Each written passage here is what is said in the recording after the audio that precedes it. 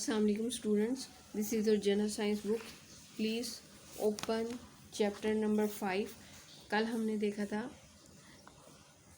write a comprehensive note on monocot plant and dicot plant. आज हमने देखना है discuss the non-flowering plant briefly. non-flowering plant के बारे में हमने briefly देखना है. कल जो हमने देखा था मोनोकॉट डाइकॉट, अगर आपसे इसमें कोई फ़र्क पूछा जाता है तो बेसिक जो फ़र्क है वो यही है कि ये जो होते हैं मोनोकॉट, इनमें एक कॉटिलीडन होता है, डाइकॉट में 2 कॉटिलीडन होते हैं. कॉटिलीडन क्या होता है? जैसे हम बीज बोते हैं, बीज बोने के बाद जो पहले जो लीव्स निकलते हैं ना उसमें वो कॉटिलीडन कहलाते हैं.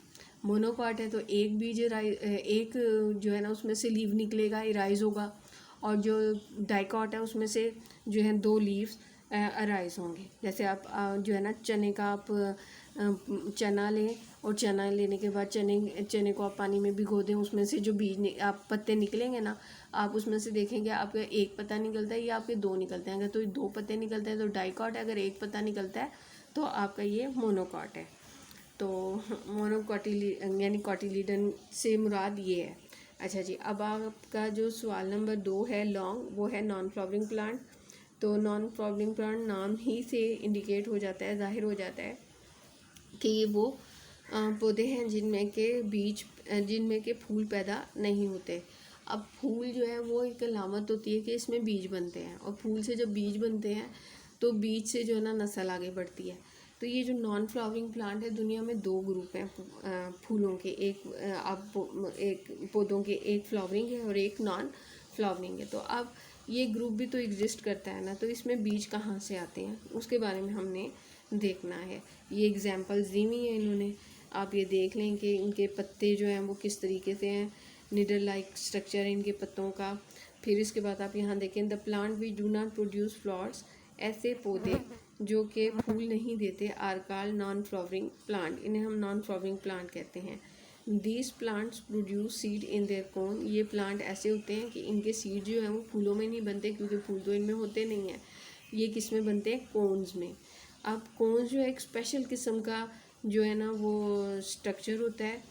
तो मरी के इलाकों में जाएं तो ये वाले जो पौधे हैं वहाँ पे बेशुमार पाए जाते हैं. इनमें कोन्स भी साथ लगी हुई होती हैं और डेकोरेशन के तौर पे भी इन कोन्स को इस्तेमाल किया जाता है. The main example of this group are coniferous like pine, cypress and spruce. अब यहाँ पर जो है कॉनिफरस एक ग्रुप है पौधों का, और उसमें जो पौधे आते हैं कॉनिफरस में वो पाइन, साइप्रस और स्प्रूसी वाले प्लांट्स आ जाते हैं.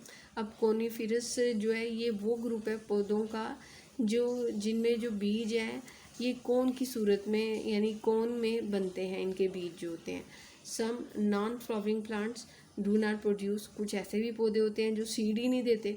अब अगर सीड नहीं देते यानी एक ग्रुप तो वो हो गया ना इनमें जो कि आपको सीड दे रहा है और कोन की फॉर्म में दे रहा है, लेकिन एक ग्रुप है जो सीड ही नहीं देता.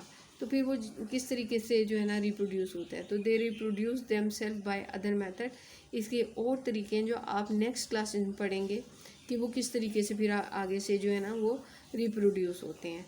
तो आज के लिए इतना ही आपने याद करना है. कापी पर भी आपने लिखना है, ये आपका होमवर्क भी होगा और यही जो है ना आपका जो है ना याद करने के लिए भी होगा.